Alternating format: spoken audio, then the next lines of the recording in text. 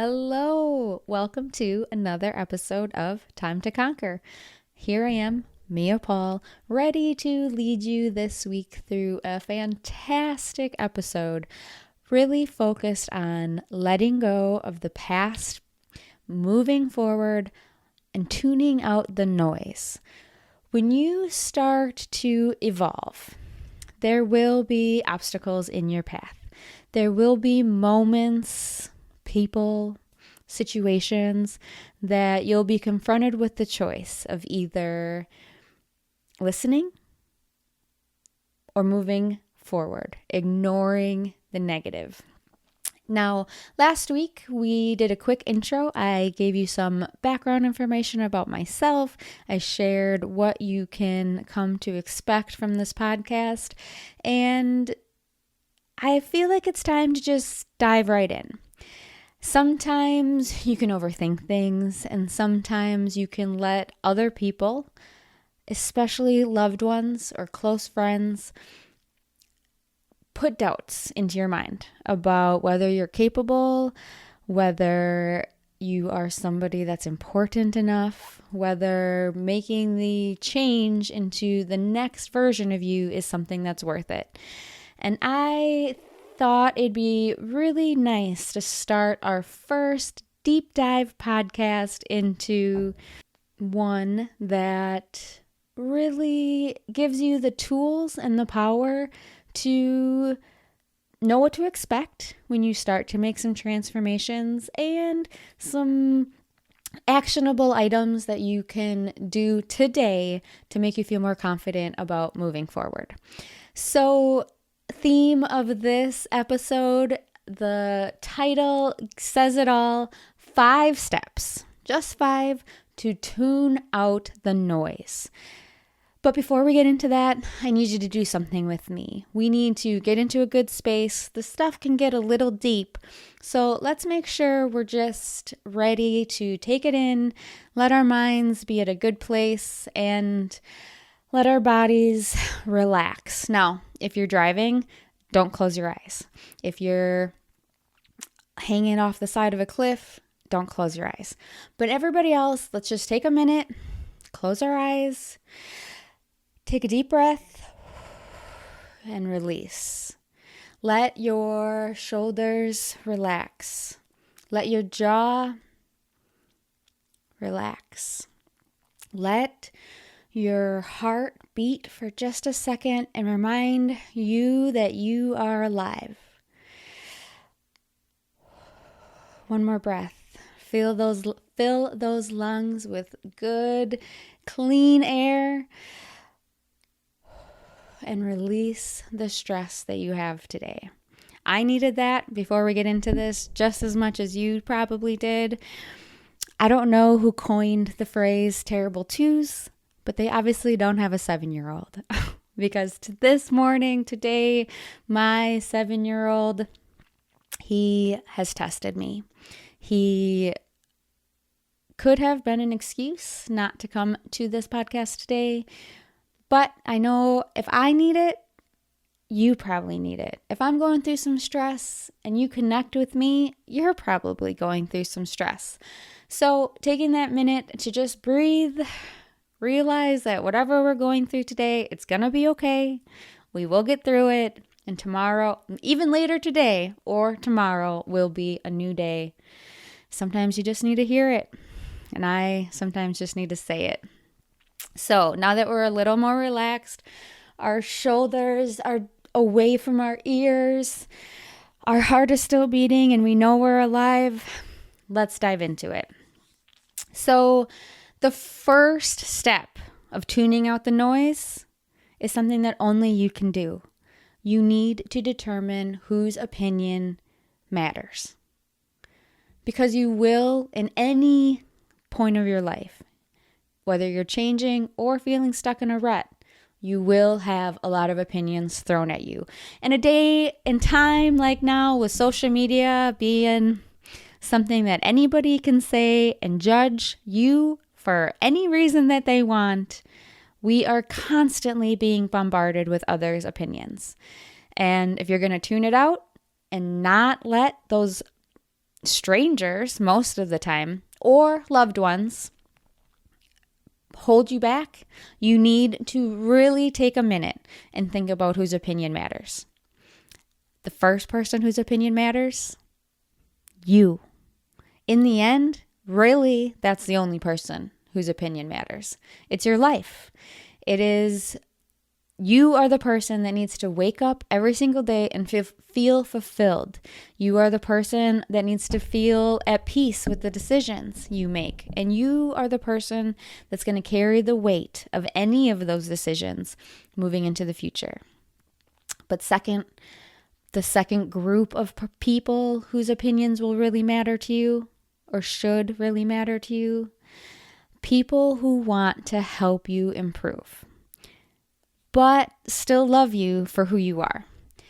Now, that's not to say that group of people won't challenge you, that they won't push you to be better, but that group of people, whoever they are in your life, are people who love you as you are right now and want to be there to make your transformation easier. They're the people that want to help you release that baggage and move forward. Who those people are will be different for everybody. So I can't say that that's necessarily your spouse or your parents or your best friend since 5th grade. Maybe they are, and maybe they're not. See, when you've survived trauma or have never felt that unconditional love before, it's going to take you time to let your walls down. And sometimes people with good intentions and sometimes people with bad intentions will try to force the process. They will try to make you let those walls down when maybe they haven't proven that there's someone that you can feel safe with. So you can only start to do that if you start to love yourself. How can you accept love from others if you can't look at yourself in the mirror on a daily basis and remind yourself you are worthy? That doesn't come easy. It doesn't come naturally, especially if you've survived trauma. But it is an important step of realizing whose opinions matter. Because once you start to see your own value, you will pretty quickly be able to see who is on your team and who's on your team for you. As you are right in this moment, those are the people who deserve the new you, the transformed you, the next level you that's about to come or will come with time. The people who are in your life for them sometimes can manipulate or guilt you into thinking that if they're not happy, you don't deserve to be happy. If they're not seeing success in their goals, if they're not chasing and reaching their dreams, they won't want you to either. So it's not easy to kind of see who's in it for them and who's in it for you. And sometimes those relationships that you value the most, you'll start to see they don't return the favor. It's not necessarily a two-way street. But you need to allow yourself the time to feel those emotions. You can't feel, you can't grow, you can't start to move on if you don't know what you're looking for. You need to learn to tune out the opinions of people who are in it for them and not in it for you. And maybe you need to elevate the opinions of those who are truly there for you. And through your good and your bad, you need to learn who those people are. So maybe you can put more time and focus into those relationships, as those relationships of accepting you will be the ones that help you let down those walls. It's not going to be something you're going to learn right away. Some relationships go through phases where in the beginning you think that they are in your corner, and then a situation will happen and you realize maybe they were in it a little more selfishly than you thought. So it's an ever-evolving process, but the only one who should never be changing, the only one who you should be able to count on forever, yourself. So I think that those two different categories of people, yourself, one being one, and the people who are there who love you right now, give you some grace of where you are, help you forget the past, and push you to move forward and grow, that is the first place you need to start putting your time and attention. If you hear me say this and you're like, wow, Mia, okay, so I can love myself, but I don't have anybody out there who supports me or loves me unconditionally. Well, the first thing we need to do is find them. We need to be brave enough to ask for mentors, ask for friendships, and become the friend or wife, husband, person that we want to be, so that the ones that we love can also feel their cup filled up so they can start to fill ours. It's not something that you do because you're not a good person because you want to get something in return. You're a good person who leads with their heart and loves others because you hope that eventually you're able to receive that same attention and love for yourself. So, take some time. Take a good look at who's in your life, who's leading with positivity, who's supporting you unconditionally, and who maybe you need to take a break from. But we'll get into that in a little bit.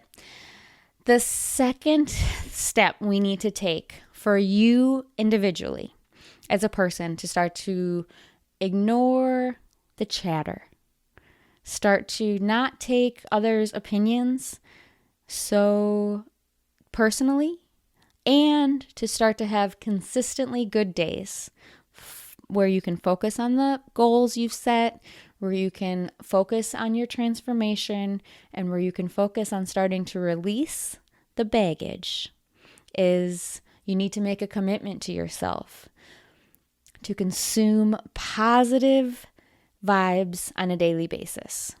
People who wake up and are happy every single day, organically by magic, they don't exist.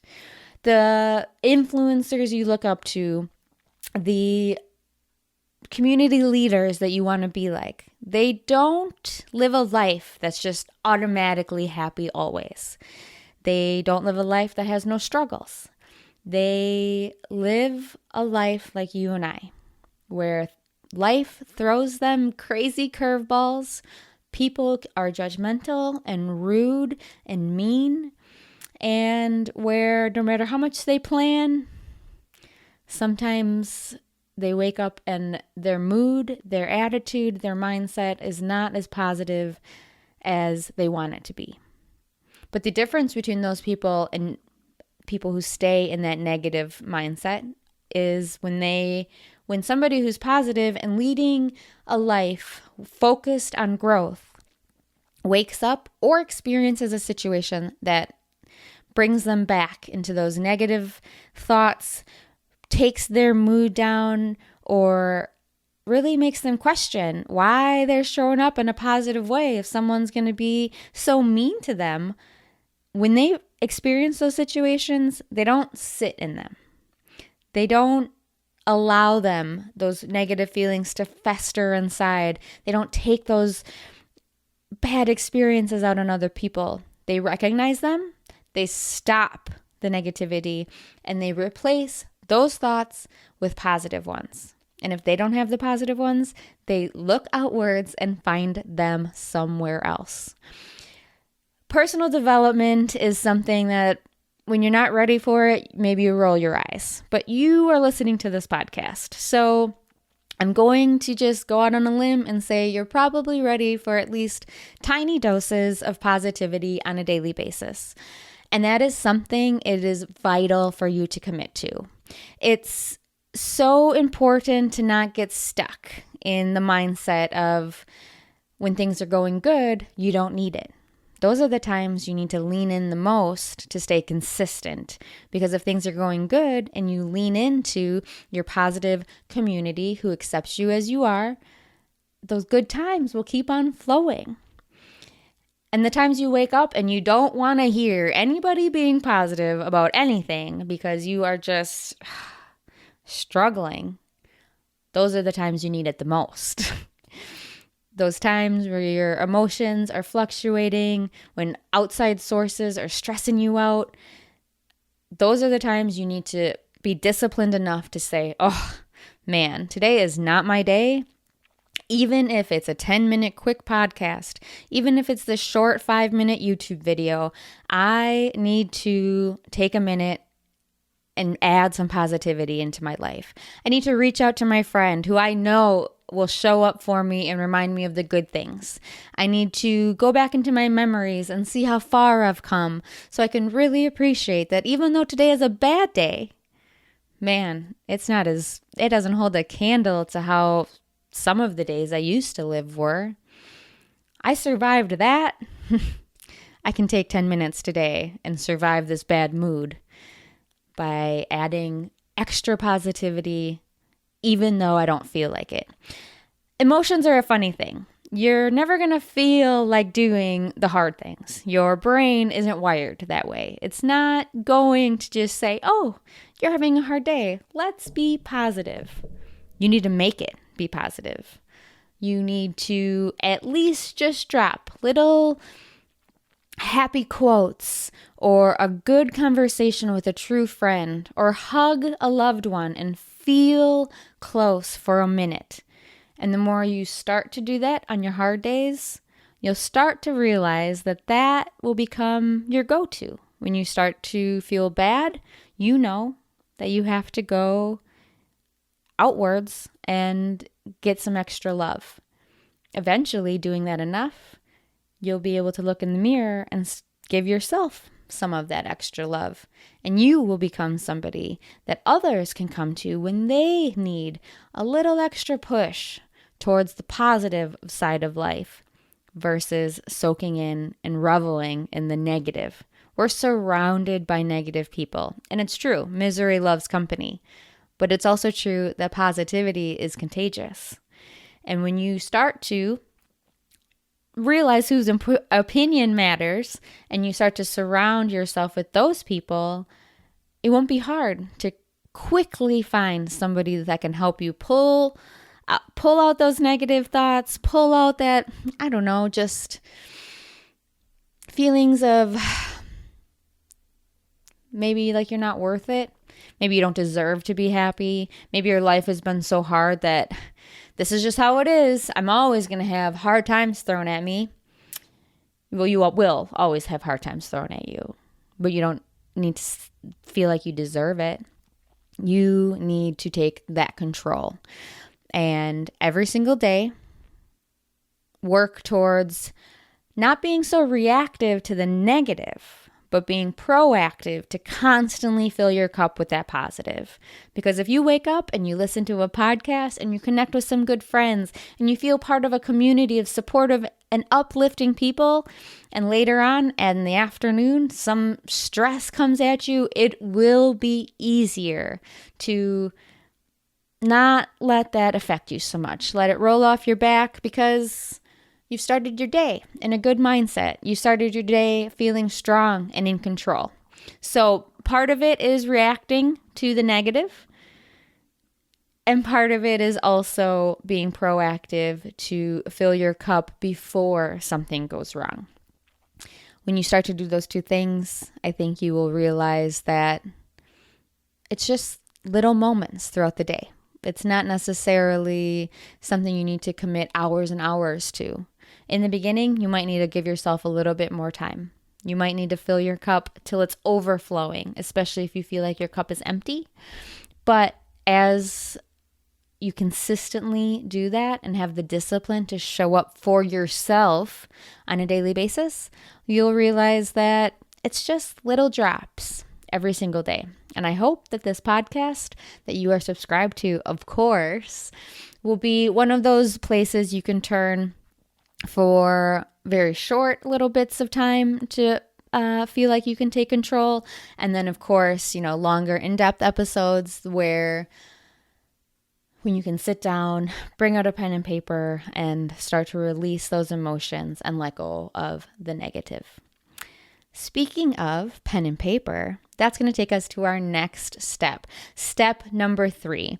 You need to think about more than just you. I'm reading a personal development book right now that talks about leaving a legacy. And before I read this book, I always thought of legacy being like how someone would remember you at your funeral. Like what are they going to say, when you're gone? And I guess that's part of it, but it's not the part we're going to talk about today.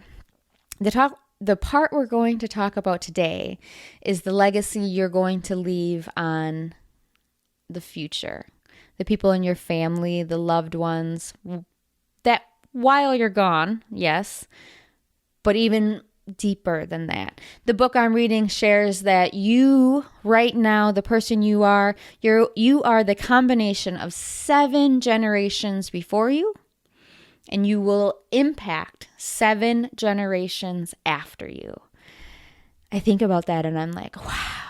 I mean, I always think about my kids. I always think about my friends and the impact I can have on their lives, my loved ones, who I show up for them on a daily basis. But 7 generations? It blew my mind to think about that there will be people, the habits that I have today will impact that don't even know me, never even met me. But I will be a tiny little part of the people they will become. So before we talk about the future, it's always important to at least acknowledge the past. If we are the product of 7 generations before us, then that means that's a cycle.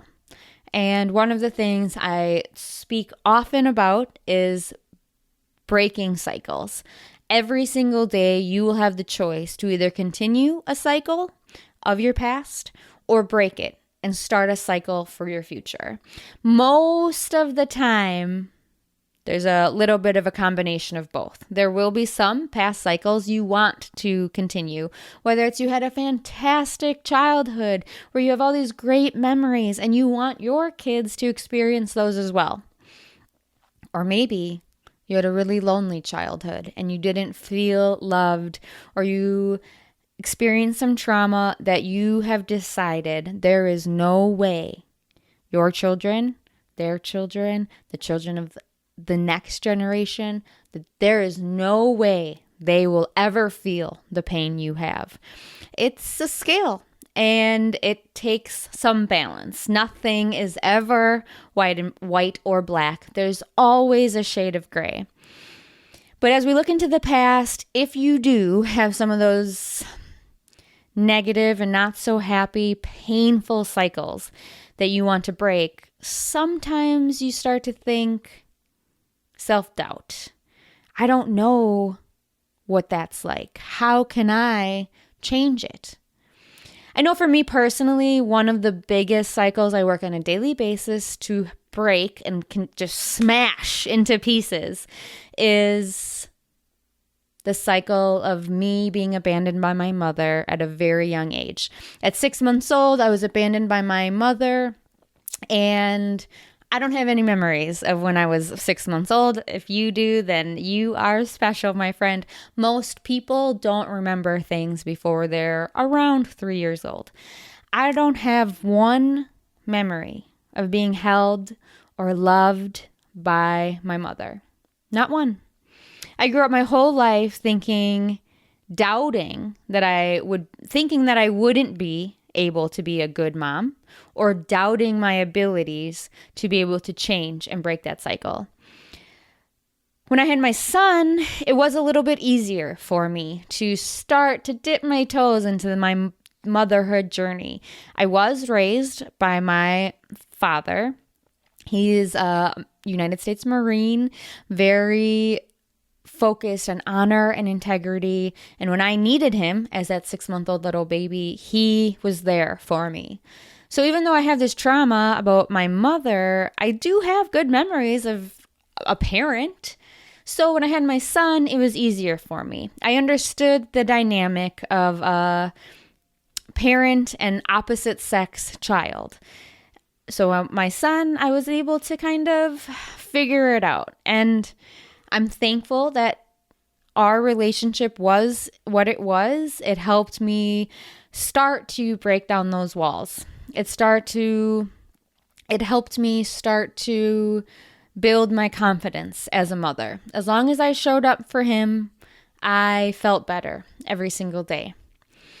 And then, just like life always does, a curveball was thrown at me. I became pregnant with my second child, and at our 20-week ultrasound, that ultrasound technician looked at me and said, "Do you want to know the sex?" Me and my husband said, "Yes, yes, tell us." And she said, "It's a girl." And while I was so happy that we knew everything was healthy with her, she was growing exactly how she was supposed to grow, I will admit, for a moment or a couple moments, my heart was beating faster than I ever felt it beat. Instantly, I had been a mother, a great mother for 5 years. And instantly, my brain was flooded with thoughts of self-doubt. A girl? How am I going to be a mother to a girl? I don't know what that's like. She's not going to have the mom she deserves because I have no experience being one. Thankfully, 20-week ultrasounds come at a really good time of pregnancy, halfway through. So I had 20 more weeks to figure it out before she was here. And in those 20 weeks, I had a lot of ups and downs. I struggled for moments. I felt ready at moments. I kind of needed that time with her still safe and warm and cozy in my belly, knowing she was a girl, to get myself to a place to welcome her. And then we approached my due date. And because of some complications in my pregnancy and in my body, we knew I was going to have a scheduled C-section with her. So it was another moment I was able to plan for. Me and my husband, we walked into that hospital. We sat very calmly in the waiting room. I walked into the OR for my C-section. And my doctors and nurses and medical staff did what they needed to do, got her out safe and healthy, and placed her on my chest. And I have a picture of the first moment I touched her, the first moment I was able to hold her. Thankfully, my doctor is an incredible doctor, and it was able to be a gentle C-section, so my arms weren't tied down like they were the first time. I wasn't as out of it because of medication as I was the first time, so I was actually able to hold her. My husband standing over my shoulder, also holding her, just, extra precaution. My anesthesiologist on my other shoulder, making sure that my pain levels were non-existent, but that I was still aware enough to be able to embrace her. And again, even though I had 20 more weeks of those moments of getting ready and self-doubt and totally capable, instantly my heart started beating. Here she was, a daughter. Here I was, a mother of a daughter. Depending on who you talk to about those moments right after birth, some moms feel that connection instantly. I was not one of those moms. I loved her. I had carried her for 40 weeks. I had gone through major surgery to get her here safely. But the doubt I had in my heart, the hesitation in my mind, was probably a roadblock to feeling those immense feelings of love instantly. Now, don't get me wrong. I loved her, and I was so glad she was here. My feelings had nothing to do with her. They had everything to do with me. And most of the time in trauma, in growth, in transformation, in evolving, that's the truth. The feelings you have really don't have to do with the outside forces that invoke those feelings. Those feelings have to do with the inner baggage that you've been carrying around. Thankfully, I have a really supportive system around me, a really great husband who was able to have all of these conversations with me before she was born, to know how to support me in this new venture. I say new, I was already a mom. It wasn't being a mom that was new. It was being mom to a daughter. And as I sit here today talking to you, sharing this story with you, I think about the next 7 generations that I am in control of right now. I have lived my whole life feeling alone in the terms of a mother-daughter relationship, at least a healthy one. I guess I have a mother-daughter relationship, but it is not one that I want anybody else to ever feel. But I think about 7 generations, and I think more specifically about 1 generation. My daughter is 2, and she has spent 1 year, like 9 months, more with me than I have ever spent with my mom. She will never, not one moment of her life, feel the pain I have felt when it comes to a mother-daughter relationship. It's something I'm very proud of. It's something I work constantly at, and it's something I struggle with. I have good days and I have bad days. I have days where I feel like I am on top of the world. I am the best girl mom there is. And there are times where I think about the future, puberty, college, high school, relationships. And all of those experiences will be new for her, but they'll also be new for me. But I think of the second generation, her child, if she ever has a child in the future, her children. I today am impacting the relationship that those, my great-grandchildren, will have with their mother, my daughter. Because as I go through these struggles of figuring this out myself, I empower her with the opportunity to make it easier for her experience. I am proud of the fact that I have taken on and felt and survived this pain so she doesn't have to. I'm not saying things will always be easy. I know from plenty of conversations with other moms that mother-daughter relationships are roller coasters. But I can take a fight. I can take a bad decision, a bad experience, some pain, because we both know I'll be there. And that is my overwhelming sense of pride. So when we talk about generational shifts, legacies, it does have to do with finances. It does have to do with memories of the past and taking the good ones and passing them on to the future. But it also is a huge component of why I am so passionate and why I'm here sharing these stories, these super vulnerable stories with complete strangers, because there's somebody out there right now I know who has not had a healthy relationship with their mom, found out or has found out they are going to have or already has a daughter of their own,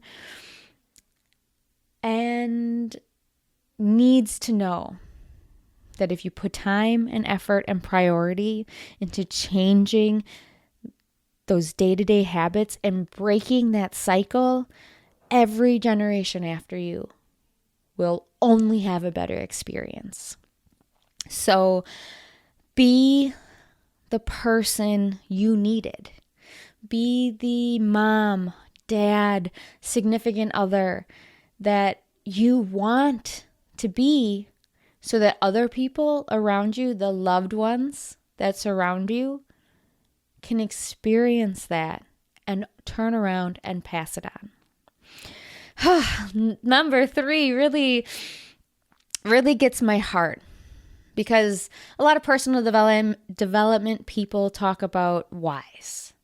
And it's really easy for that why to be a in the moment why. I want to make $1 million. I want to put my children in a private school. I want to retire my spouse. And those are great. Absolutely great. That's actually our number 4 that we're going to go into. But when you think of legacy, as we end step number 3, when you think of your legacy, it needs to be a much bigger vision. Not just you, not just your life, but 7 generations after you will be impacted with the decisions you make today, tomorrow, and in the future. Whew. I'm glad that this is a place where I can show up and be honest and safe, and I hope that you feel my vulnerability, because it's important for me to know and show you that feeling emotion isn't bad. You can't pick and choose what emotions you numb. You can't just numb bad. You can't just forget the past. You can't just ignore bad and negative. Instead, if you focus on being numb to those things, you will also be numb to the good. You will be numb to the positive. I am thankful that in these past years of my own self-improvement and my own development into this person that's speaking to you right now, I have been able to release the pain, the hate in my heart that I had from my past experiences, and start to appreciate them, because they are what they are. I can't change a thing. I can't influence other people. Putting time and energy into that would be a waste of time and energy. But instead, I realize that my incredibly strong feelings for those experiences have been able to evolve into my incredibly strong dedication and commitment into who I am today. I wouldn't be the mom I am if I didn't survive abandonment. And it's true. I don't know what kind of mom I would be. It's impossible to know. But I wouldn't have been able to look myself in the mirror and say, Mia, your daughter, she's not going to feel those things. And you are going to show up every single day, even on your worst days, even on the days you're yelling and she's watching an iPad and your son is driving you crazy, like today. I am here. So they both have a better experience with their mother, even if it's not the best day to day. Overall, they are going to have an experience with having a mom who shows up. A mom they never have to look around for at a game or a school event. They're never going to have those moments where they watch other children and their parents and think, why didn't I deserve that?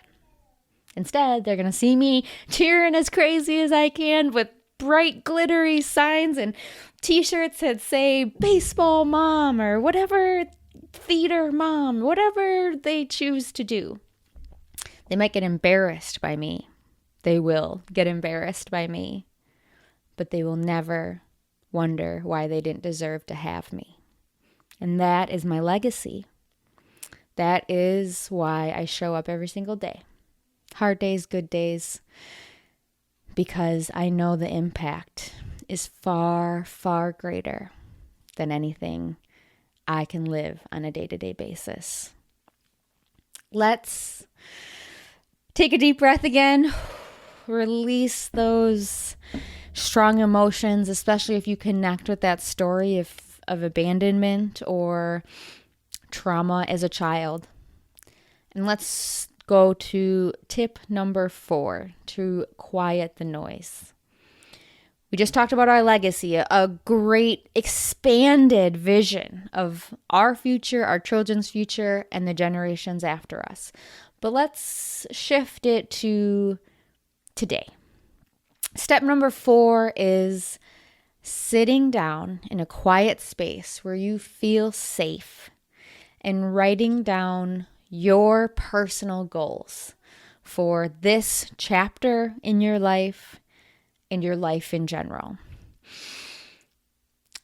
Your inner child will hold you back. So, to get those goals, we need to allow that inner child to speak so we can hear and then move on. And I learned from one of my mentors a very interesting but effective tip that I want to share with you today. He calls it the left hand, right hand writing. And you're like, what? I can only write with my one hand. My dominant hand, unless you're like my husband who can do everything with both. But we're going to talk to the majority of people who have a dominant hand that they tend to feel comfortable doing almost anything with. Now, to do this exercise, we talked about having a safe space, and that means the physical space you're in. But that also means a safe space in your mind to not judge.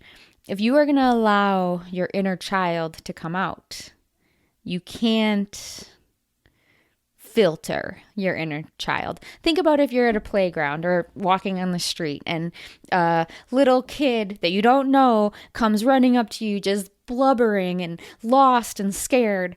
You're not going to be like, stop crying, okay? Talk in a normal voice so I can understand you. At least I hope you wouldn't do that to a random child you don't know.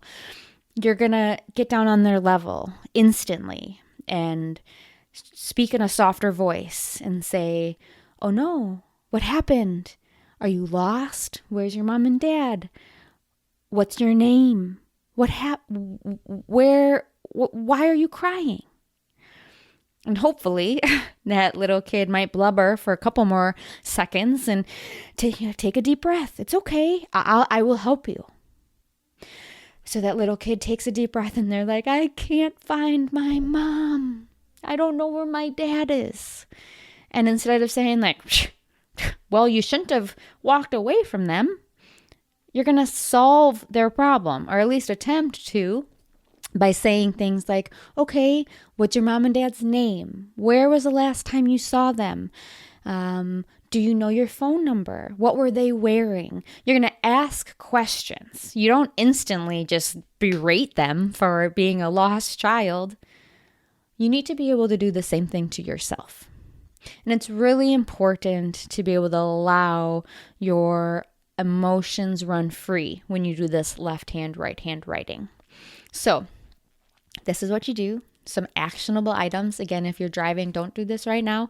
Remember this part of the podcast. Get home, get into a safe space, pull out your notebook and your pen, and then do this. But you could at least get your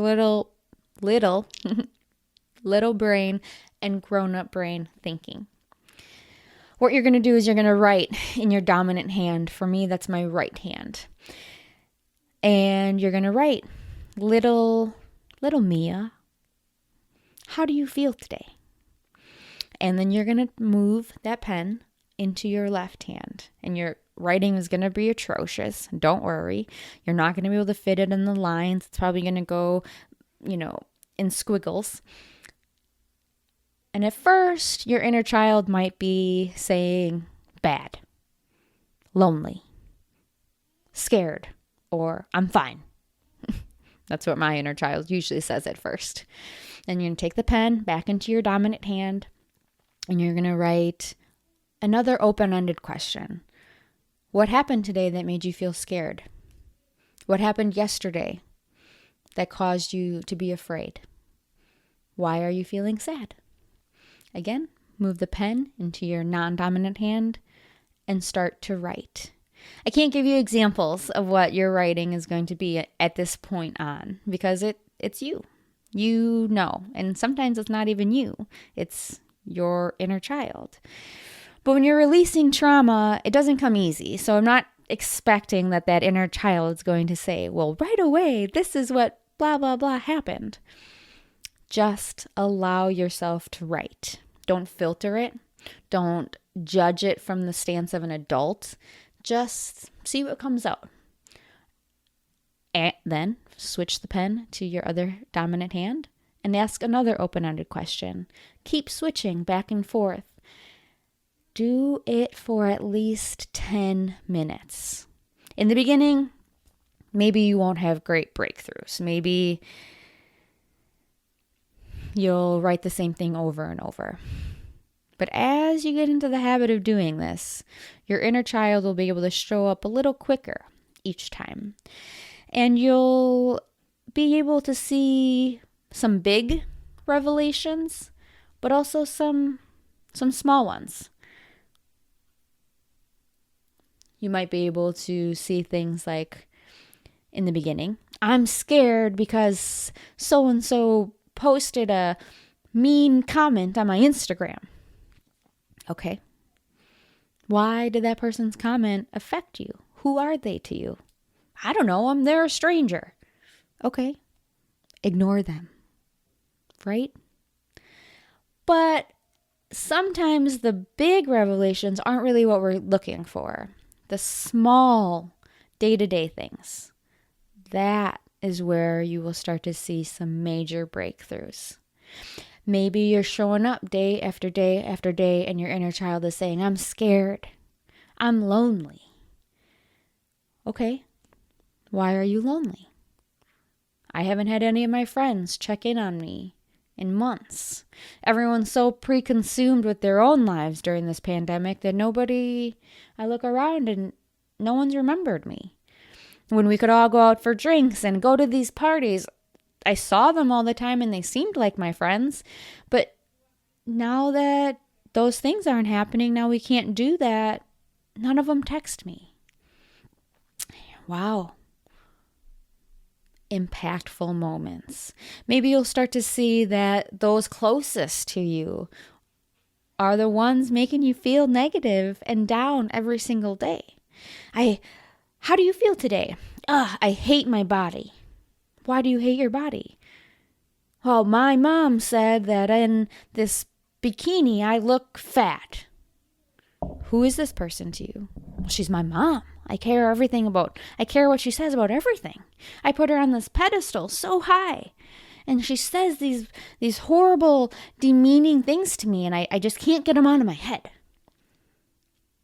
Why do you allow her to continue to talk to you like that? Why do you give her that power? Well, because when I was growing up, if I didn't hit this benchmark, if I didn't do this, then she'd tell me she's disappointed in me and I was a failure and she wouldn't want to brag about me to her friends and she just made me feel so bad all the time. Little things reveal big things. Little steps in the right direction become huge leaps in the right direction. Little steps in the wrong direction become a snowball in the wrong direction. It is a constant thing. You make the decision every single day. Who are you going to allow into your life? Who are you going to allow to dictate your mood today? It takes us back to point number 1. Whose opinion matters to you? You get this list of people whose opinion really matters to you, and then you start to do this. You start to allow your inner child, your younger self, to release some of these thoughts, and you might get to the point of like, yeah, her opinion matters to me, but she doesn't care at all about how what she says affects me. I've been dealing with this stuff for 30 years of my life. She's been putting me down all the time. And it goes back to the first point of number 1. Your opinion should matter the most. I feel great in this bikini. I've been working at my body. I have been eating healthy food. I feel strong. I may be bigger than I was. I may be in the beginning of my journey, but I'm working towards it. I'm working towards those little goals, the ones we set in point 3. I'm working towards it, and she doesn't even give me that credit. Why am I going to allow her to put me down? That opinion may matter. Her opinion may matter because of who she is. But if you put that value in her and you're not feeling like that value is coming back to you, of caring about your thoughts, your feelings, how she affects your mood, then maybe that opinion doesn't need to be so high on the list, which is going to take us very nicely into our last point, point 5 of how to quiet the noise. If you can't ignore it, remove it. Now that's going to seem hard, and maybe it's going to take some time. Maybe it won't be an instant change. Maybe it will. Maybe you will wake up one day and say, you know what, Mom? I am not going to allow you to comment on my body anymore. You can have your thoughts. You can be over there by yourself with them. But if you're going to say something to me, it is going to be positive. I am working very hard at improving. And if you can't acknowledge that, I don't want to hear it. Whoa, right? But being realistic, maybe it'll be a slower process. If you can't delete them from your life, which you can do on social media, trust me, delete it. If someone is making you feel bad, if someone is judging you, if someone is constantly coming around your photos and your pictures, and just every time you see their name, your heart beats a little faster because you know it's going to be something negative, get rid of them. It'll be the best decision you've made. But if this is a real life interaction, a real life connection, a real life relationship where it's just not that easy, maybe you just need to remove yourself from situations that you know will trigger those bad moments. Maybe you don't take your mom to go swimsuit shopping. Maybe she just doesn't need to be there for that. Maybe you need to take a break. Now, I smile because I think of the Friends episode, "We were on a break." And it's a little bit different than that. You, in the beginning stages of your evolution, need to be very protective over yourself. You need to kind of make this bubble around yourself so you can start to gain momentum in your transformation. The people allowed in your bubble need to prove they are worthy of being in that bubble. Okay? If they don't prove it, they don't need to be in the bubble, at least for right now. So you're not going to be missing out on anything when you are constantly working towards your goals and you don't have somebody in your bubble trying to stop you or hold you back or tell you it's not worth it. Maybe, since it's a break, you need to take a little bit of time to focus on yourself. And once you feel stronger, once you feel more confident, once you are able to do all of these other points a little bit better on a consistent basis, then you can reintroduce that relationship. Then you can give them another chance to be in your bubble. And maybe that time apart will make them realize that they weren't helping you. They will see your success. They will see your growth that happened without them being around, at least on a day-to-day basis. And they will realize maybe they were being a little hard on you. Or your confidence will start to show and they'll know, I can't say that to her. I can't come around being so judgmental because she will not allow it. Or the extreme version, maybe after some time with a break, you will realize you're better off without. And depending on who that person is, depending on how close that relationship is, it may be easier or harder. It may go quicker or may take longer. But I can promise you one thing, as your confidence grows, your ability to choose who is around you will become so much easier. Now, this is quite the episode for our first episode. I'm not going to lie. I know this is a lot, but it's really important for you as my listener, to start to take these steps, even if it's one of the steps for now, to start to take these steps to gain this confidence, to raise your standards. Because as you raise those standards, it doesn't take as much effort to determine who should be and should not be around you. It becomes pretty apparent very fast. And when you have your standards raised, your confidence is also higher. And when your confidence is higher and you approach somebody and say, you know what? You are not good for me. You don't have my best intention at heart.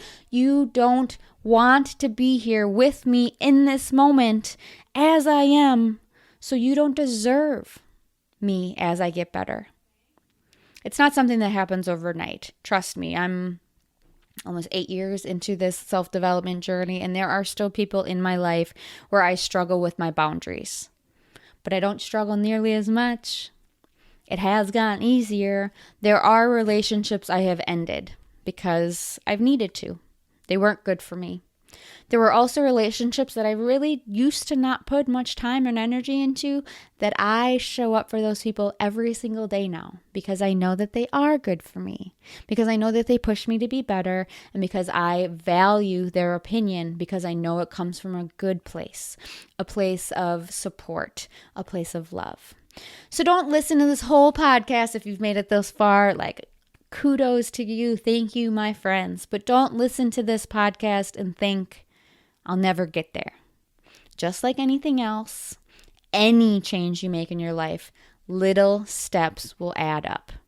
Taking one of these tips, one of these points for now, and getting into the habit of speaking to yourself in a kinder way, of finding supportive people who like you and love you and don't make you feel bad about yourself will grow into you being able to allow that inner child out more and set more boundaries and start to determine who and what deserve your time and attention.